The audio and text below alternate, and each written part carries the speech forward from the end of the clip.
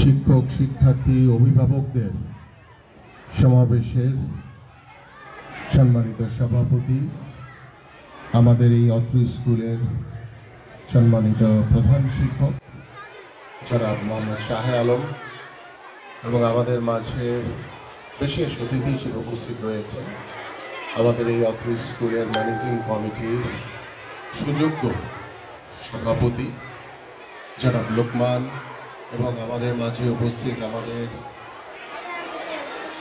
পল্লবী এবং রূপনগরের বিভিন্ন school and কলেজের প্রধান শিক্ষক অধ্যক্ষবৃন্দ আমাদের মাঝে উপস্থিত এবং আমাদের মাঝে উপস্থিত আমাদের ঢাকা মহানগর উত্তর বিএনপির সংগ্রামী যুগ্ম আহ্বায়ক জনাব মাহবুব আলম মন্টু, আমাদের মাঝে উপস্থিত আমাদের পল্লবী থানা বিএনপির সংগ্রামী আহ্বায়ক জনাব কামাল হোসেন খান এবং আমার সামনে উপবিষ্ট আমার প্রিয় অভিভাবক বৃন্দ, আমাদের এই অত্র স্কুলের সকল শিক্ষক শিক্ষিকা বৃন্দ এবং আমার সন্তান সমতুল্য ছাত্র ছাত্রীরা, সবাইকে আসসালামু আলাইকুম ওয়া রাহমাতুল্লাহি ওয়া বারাকাতুহু। প্রিয় উপস্থিতি, আমি সর্বশেষ আমাদের যিনি লোকমান সাহেবের বক্তব্যের আগে আমাদের যে শিক্ষক আশরাফুল ইসলাম সাহেব যে কথাগুলো বলেছেন, আমি তাকে দিয়েই কথাগুলো শুরু করতে চাই। তিনি বলেছিলেন যে গত 17 বছর স্বৈরাচার সরকারের সময় আমাদের প্রত্যেকটি বিদ্যালয় স্কুল কলেজে যে গতানুগতিক শিক্ষা ব্যবস্থা ছিল, যেইভাবে পলিটিক্যাল প্রভাব ছিল, সেটা থেকে ভবিষ্যতে আপনারা বা আমরা মুক্ত হব কি। আমি প্রথমেই যে বিষয়টি বলতে চাই যে আপনারা আপনাদের স্টেজের দিকে তাকালে বুঝতে পারবেন। আমি আপনাদের এই যেখানে আমার ডানে বামে পেছনে আমাদের এই পল্লবী রূপনগরের অনেক প্রধান শিক্ষক, অনেক অধ্যক্ষরা বসে আছেন এবং আমার নিজের সরাসরি টিচারও বসে আছেন এখানে, শহীদুল্লাহ স্যার। আমি আপনাদেরকে আশ্বস্ত করতে চাই, বিগত সময়ে এই স্যারদের মুখেই শুনেছি যে পলিটিক্যাল প্রভাবের কারণে আমাদের প্রধান শিক্ষকরাও কখনো এই মঞ্চে বসতে পারে না, কিন্তু আমার পাশে দেখেন ডানে বামে আমাদের আজকে সকল বিভিন্ন স্কুলের প্রধান শিক্ষক, আমাদের শিক্ষকরা বসে আছে।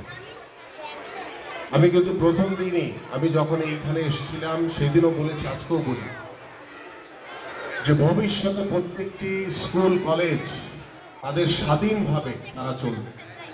এখানে ন্যূনতম পলিটিক্যাল বিস্তার করার কোনো সুযোগ নাই। ভবিষ্যতে কেউ কোনোভাবেই কোনো পলিটিক্যাল প্রভাব বিস্তার করার কোনো সুযোগ থাকবে না, কারণ এই স্কুলের শিক্ষক শিক্ষিকা এবং ম্যানেজিং কমিটিতে যারা থাকবেন তারা স্বাধীনভাবে স্কুলের সকল অভিভাবক, আমাদের যারা শিক্ষার্থী রয়েছে সকলের সাথে আলোচনা করে আপনারা স্কুলকে কিভাবে আরো উন্নত করা যায়, শিক্ষা ব্যবস্থাকে কিভাবে আরো উন্নত করা যায়, সেদিকে আপনাদের সকলের লক্ষ্য থাকবে। যদি কোনো কেউ এসে প্রভাব বিস্তার করার চেষ্টা করে, আমি খুব দৃঢ়ভাবে বলতে চাই আপনাদের কাছে, আমাকে সাথে সাথে অবগত করবেন, আমি তার বিরুদ্ধে সাংগঠনিক ব্যবস্থা নেব। কারণ আমার দল বিএনপি এবং আমি ব্যক্তিগতভাবে প্রত্যেকটি শিক্ষা প্রতিষ্ঠান তার স্বাধীন চিন্তা ভাবনা নিয়ে কাজ করবে, সেটা আমরা দৃঢ়ভাবে বিশ্বাস করি এবং আগামীতে এটাই প্রতিষ্ঠিত করব ইনশাআল্লাহ। এই উপস্থিতি আরেকটি বিষয় হচ্ছে আমাদের যে শিক্ষা ব্যবস্থা।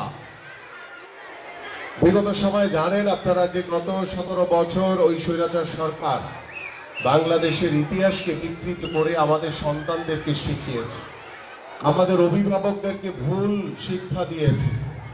আমরা সেই শিক্ষা ব্যবস্থাকে আগামীতে নতুনভাবে ঢেলে সাজানোর কর্ম পরিকল্পনা নিয়েছি।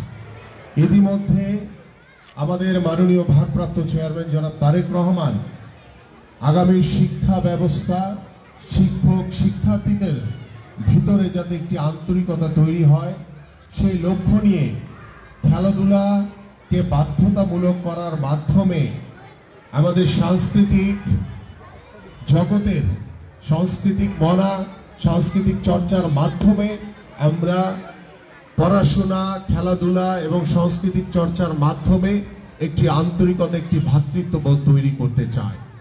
এবং আমাদের প্রত্যেকটি স্কুল এবং কলেজেই আমরা আগামীতে আমাদের মাননীয় ভারপ্রাপ্ত চেয়ারম্যান জনাব তারেক রহমানের যে সিদ্ধান্ত, তিনি যে চিন্তা করেছেন যে আমাদের বাংলা এবং ইংলিশ আমাদের অবশ্যই বাধ্যতামূলক, ঠিক সেই রকম আরেকটি তৃতীয় ভাষাকে আমরা বাধ্যতামূলক করার কর্ম পরিকল্পনা হাতে নিয়েছি। যদি আল্লাহ পাক আমাদেরকে আগামী ফেব্রুয়ারি নির্বাচনে আপনাদের ভোটে, এদেশের সাধারণ মানুষের ভোটে ধানের শীষের নিয়ে নির্বাচিত হতে পারি, ইনশাআল্লাহ আমি যেভাবে বলেছি যে প্রত্যেকটি স্কুলে চতুর্থ শ্রেণী থেকে পড়াশোনার পাশাপাশি জাতীয় শিক্ষাক্রমে খেলাধুলাকে বাধ্যতামূলক করা হবে। ঠিক একইভাবে তৃতীয় একটি ভাষাকে বাধ্যতামূলক করা হবে এবং অষ্টম শ্রেণীর সাউন্ড তো ভিতরে না, শুধু ভিতরে। আচ্ছা, দেখলে একজন আজানের জবাব দেন, তাহলে আমি বক্তব্যটা চালিয়ে যেতে পারব। আমাদের চতুর্থ শ্রেণী থেকে আমরা তৃতীয় একটি ভাষা বাধ্যতামূলক করা হবে। সেটা বাংলা ইংলিশের পাশাপাশি আমাদের অ্যারাবিক হতে পারে, সেটা ফ্রেঞ্চ হতে পারে, যে কোনো একটি ভাষা হবে। সেটাকে আমাদের ভবিষ্যতে, আমাদের অনেক পরিবারের অনেক সন্তানরা রয়েছে, ভবিষ্যতে বিদেশে যেতে চায়, পড়াশোনা করতে চায়, সবকিছুর বিষয় নিয়ে আমরা একটি তৃতীয় একটি ভাষা বাধ্যতামূলক করব। ঠিক একইভাবে অষ্টম শ্রেণীর পর আরেকটি ভাষাকে বাধ্যতামূলক করা হবে। তার মানে হচ্ছে যে বাংলা ইংলিশের পাশাপাশি আমরা দুটি ভাষাকে আমাদের ভবিষ্যৎ প্রজন্ম যারা রয়েছে তাদেরকে যদি ভাষা শিক্ষার মাধ্যমে, অনেকে বিদেশে অনেক কর্মসংস্থানের জন্য যান, অনেকে রয়েছে যে বিভিন্ন দেশে গমন করেন, তখন দেখা যায় যে ভাষাগত সমস্যায় পড়ে যান। আমরা এই জন্য ভাষাকে বাধ্যতামূলক করার মাধ্যমে আমরা আমাদের শিক্ষা কারিকুলামে নতুন একটি পরিবর্তন আনতে চাই। পাশাপাশি আমাদের জাতীয় শিক্ষাক্রমে বিগত সময় স্বৈরাচার যে বিকৃত ইতিহাস পড়িয়েছে, সেই বিকৃত ইতিহাস ফেলে দিয়ে আমরা বাংলাদেশের সঠিক ইতিহাসকে আমাদের অভিভাবক, আমাদের সন্তানদের সামনে তুলে ধরতে চাই, যাতে আমাদের সন্তানরা যাতে সঠিক শিক্ষাটি পায় এবং আগামী যে শিক্ষা ব্যবস্থা হবে অত্যন্ত আন্তরিক একটি শিক্ষা ব্যবস্থা হবে। পাশাপাশি আমাদের শিক্ষক এবং কর্মচারী যারা রয়েছেন তাদের জন্য তারা যাতে শিক্ষক পেশাকে সর্বোচ্চ গুরুত্ব দিয়ে যাতে পেশা হিসেবে নিতে পারে। এবং আপনারা সকলেই জানেন আমাদের শিক্ষকদের ভিতরে একটি বিষয় রয়েছে যে আমাদের শিক্ষকরা অনেক সময় দেখা যায় যে ঠিক মতো বেতন পায় না, তাদের বেতন পর্যাপ্ত না, এবং সেটাকে সর্বোচ্চ গুরুত্ব দিয়ে আমাদের মাননীয় ভারপ্রাপ্ত চেয়ারম্যান জনাব তারেক রহমান শিক্ষা পেশাকে, শিক্ষক পেশাকে যাতে আরো আন্তরিক করা যায়, এই জন্য এই বেতন কাঠামো নিয়ে, আমাদের কর্মচারীদের বেতন কাঠামো নিয়েও তিনি কাজ করছেন, যাতে আমাদের ভবিষ্যতে শিক্ষা প্রতিষ্ঠানে আসতে অনেক শিক্ষকরা যাতে উদ্বুদ্ধ হয়। কারণ আমাদের সবাই, কেউ ডাক্তার, কেউ ইঞ্জিনিয়ার, কেউ সরকারি চাকরিজীবী, সেটাকে বেশি প্রেফার করে, বাট শিক্ষক হিসেবে কেউ তার পেশাকে বেছে নিবে, সেই জায়গাতে অনেকেরই অনেক অবহেলা রয়েছে, উদাসীনতা রয়েছে।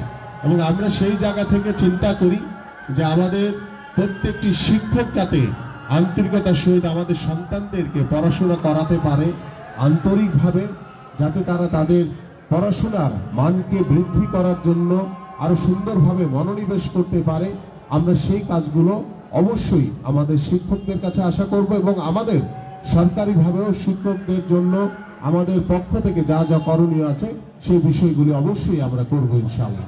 প্রিয় উপস্থিতি, এবং আমাদের ইতিমধ্যে আমাদের পল্লবী এবং রূপনগরে আমাদের প্রায় 25টি স্কুল রয়েছে, কিন্ডারগার্টেন স্কুল রয়েছে অনেকগুলো, বাট আমরা যে প্রতিষ্ঠানগুলো 25টি, এদের ভিতর থেকে যে স্কুলগুলোকে আমরা আগামী নির্বাচনের পরে দ্রুত সরকারি করা দরকার, সেই বিষয়গুলো ইতিমধ্যে আমি নোট নিয়েছি।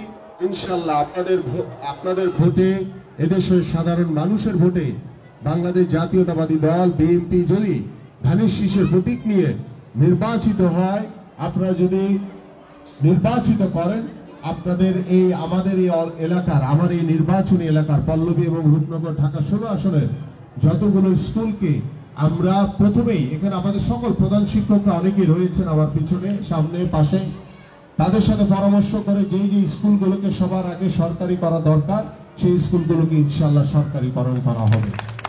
এবং আমাদের এই স্কুলে বাচ্চাদের, আমাদের সন্তানদের যেটি মাঠের জন্য একটি তাদের আবেদন, আমি কিন্তু রাতারাতি মাঠ তৈরি করে দিতে পারবো না, কিন্তু আমি একটি আশার বাণী দিতে পারি। আমি একটি কমিটমেন্ট, একটি দায়িত্ব নিয়ে আমি একটি কথা বলতে পারি, সেটি হচ্ছে আমাদের প্রত্যেকটি স্কুলেরই নিজস্ব মাঠ থাকা দরকার, কিন্তু সেই মাঠগুলো আসলে পর্যাপ্ত না, আমাদের সন্তানদের খেলাধুলার জন্য পর্যাপ্ত না, এটা আমরা জানি। কোন স্কুল হয়তো বা আছে, বেশ বড় মাঠ রয়েছে, সেখানে খেলাধুলার সুন্দর আয়োজন করা সম্ভব, like Mirpur Bangla school, MDC, আমাদের পল্লবী, এমআই মডেল সহ আরো কয়েকটি স্কুলে মাঠ রয়েছে। আবার কোনো কোনো স্কুলে, আপনাদের তো ছোট্ট একটা মাঠ আছে, কোনো কোনো স্কুলের কোনো মাঠই নেই। এবং এখানে আছেন আমাদের দেবদাস, এই যে উনি আছেন, ওনার স্কুলে কোনো মাঠই নেই। আমাদের নাহার একাডেমিতে নাই, আমাদের এই যে বরহান স্যারের স্কুল, তার এখানেও নাই।